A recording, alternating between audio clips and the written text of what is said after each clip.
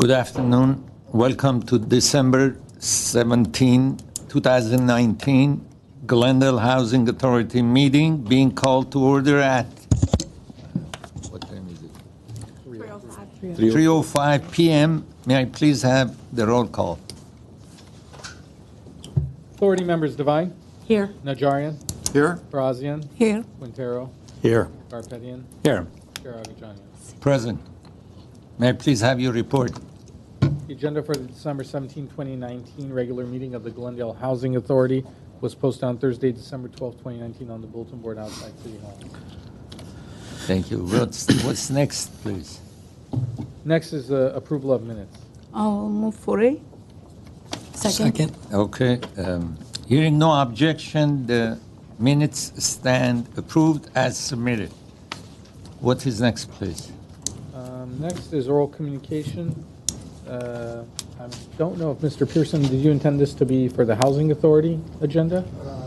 It's for the Burger King. Okay. All right, that will be at the next meeting. There were no cards submitted for oral communications for Housing Authority. Oral communications is closed. What's next, please? Authority member and staff comments. Are there any authority member or staff comment? Thank you. Thank you, Mr. Chair. The RENA numbers, the Regional Housing Needs Assessment numbers, are out, and we are informed that we are approximately 8,000 units short of affordable housing, as well as 14,000 units short of market rate housing. I find those numbers to be, and unspoken is a mandate that we create housing, both affordable and market rate, to meet those housing needs. And I'm always very concerned that groups like SCAG come in and agree to impose certain housing limits and pass that up to the Community Housing and Development of the state, and they impose on us these mandates to build housing, affordable and market, without any funding attached to it. Therefore, I would like to direct staff to find and develop some strategy to deal with this mandate that has been put upon us, both considering ADU creation as meeting some of the affordable housing mandate, as well as devising a method to account for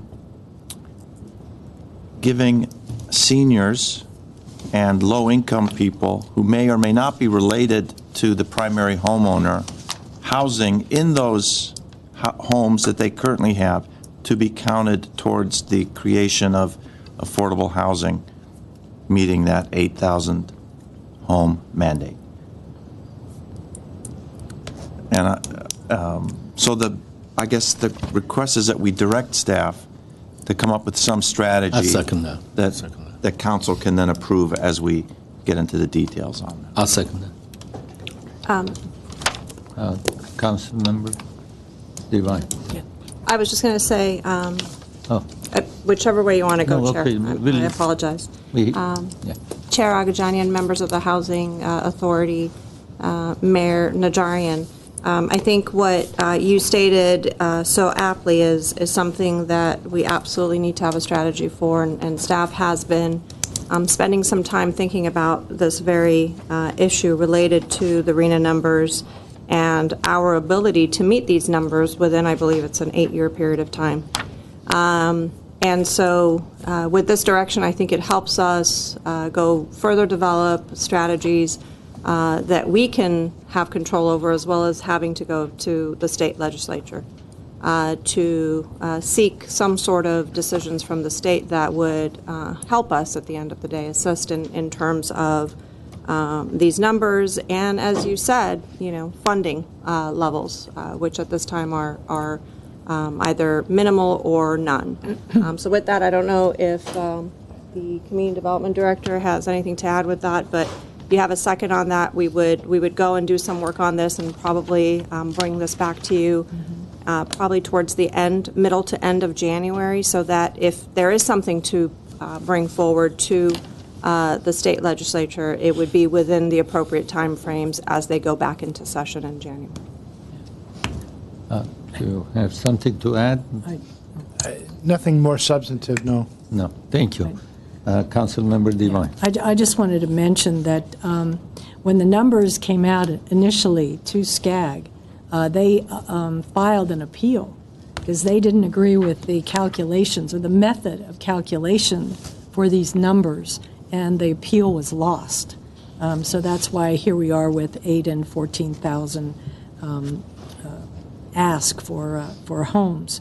I wanted to mention two things. First of all, I'm very happy. I understand that planning is there are planning stages for a Section 8 appreciation event, and I know that we all are very appreciative and very thankful to all of the landlords and apartment owners out there who are participating in our Section 8 program. And so I'm very happy that we will have the ability to show them our appreciation with an event that is scheduled, I assume, tentatively for January 30th, and it will be at the Movie Studio Grill. So I look forward to seeing that event occur again, and to thanking all of those very, very generous apartment owners, and hopefully we can recruit more.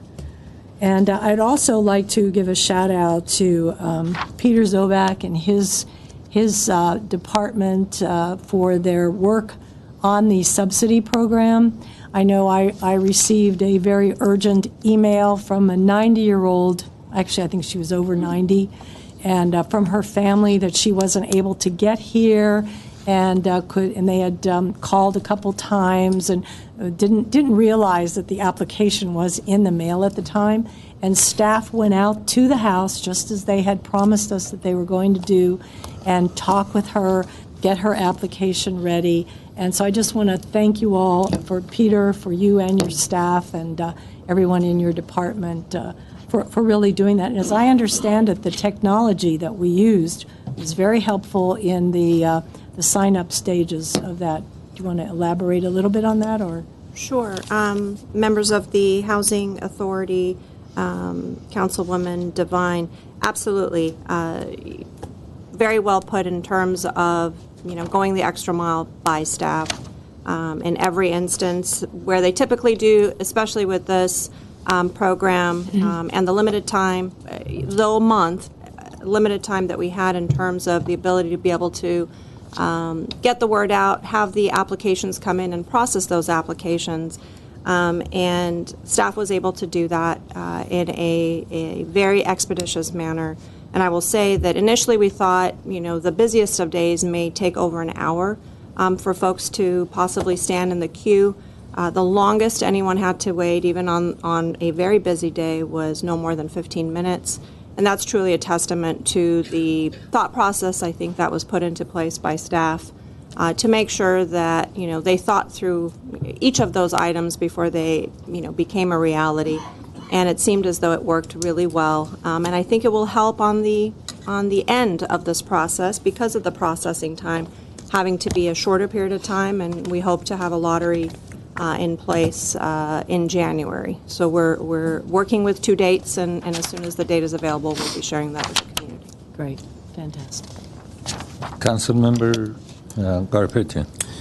Yes, thank you, Mr. Chair. As far as the RENA numbers go, 14,000 and 8,000, if you have average, they go 2.7 people in one household. If you do 3, that would be 66,000 people, and within 22,000 units. That's almost 27%, 28% of our population. And in last few years, there were, lots of developments in Glendale. We had about 4,000, 4,500 units that were being built. It took how many years? 8 years? 10 years to build 4,000 or 5,000 units.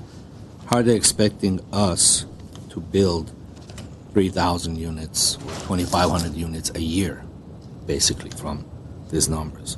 Also, there was a pushback from state to take the gas tax away if you didn't meet your RENA numbers. And that was another way of taking the local control away, because we get $5 to $6 million a year to build our roads, because that's what people pay extra fees or extra taxes on their gas. And there was a push to take that away if you didn't meet your RENA numbers, and that would have been a disaster. So I don't know what the magic number is going to be, but my question is, if we are 1.5 or 2 million units short today, what's the number, 1.3 million or 1.5 million units short?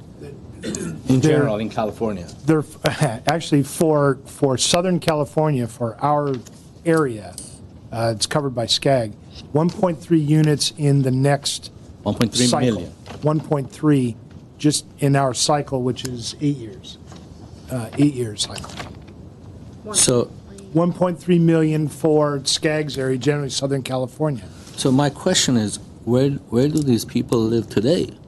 I mean, if you're short 1.3 million units, and if you say the first year it has to be 1.3 divided by 8, what is the number? 150,000, 160,000. Where do they live today? It's just unbelievable. In one unit, there are 4 families, they live together. That's where they are. Yes, I know. That's a part of a crowding issue that we have. It happens in residential neighborhoods and some, but not every unit. There's just, I don't know. And also there are no funding behind it, as the mayor indicated. I don't know how we're going to meet these numbers, how solid they are, but there's no way in this world. And where do you build them? I mean, you want to build 1,000 units in Glendale forcefully because state says so. Where do you build them? There is no room to put that many units in Glendale anymore. So I know communities grow organically. We have room for small units. You know, there are properties that can hold 10 units by code, and today they have 3 units. They may build 7 units in the future, but that's not going to answer the huge problem that's being put in front of us today. And I hope they will not go back after the gas tax again, because that would be a disaster. Every city will file a lawsuit and block that. So with that, I have a question for staff on subsidy program, monthly subsidy program. How many applications have we received? Peter, do you want to come on up? It's over 2,500, but I think you might have 26. better numbers than I. Yes, Mr. Chair, members of the Housing Authority, we received approximately just over 2,600 applications that we are sorting through now. As you may know, that we had requests for about 200 applications to be sent via mail because we were making a reasonable accommodation for those that could not come in. We continue to receive those, so we expect that 26 number to go up a little bit for those that had sent it in and still have the postmarks by the final date. We are currently looking now at, as we wait for those final applications to come in, we are looking at those applications that are in and starting to sort them in order of those that meet all of the criteria and are ready for an eventual lottery versus those that indicated in their application that there's some point that they don't meet the criteria, and we're getting some denial letters ready to mail out later on this week. Once we mail out those denial letters, then we'll have an appeal period for them as well. Then once that appeal period is over, then we'll be able to look at setting a lottery date. We think it's going to look at one of the Fridays at the end of January. And a Friday because it's the only day where there's not a broadcast going on of a commission hearing on GTV6.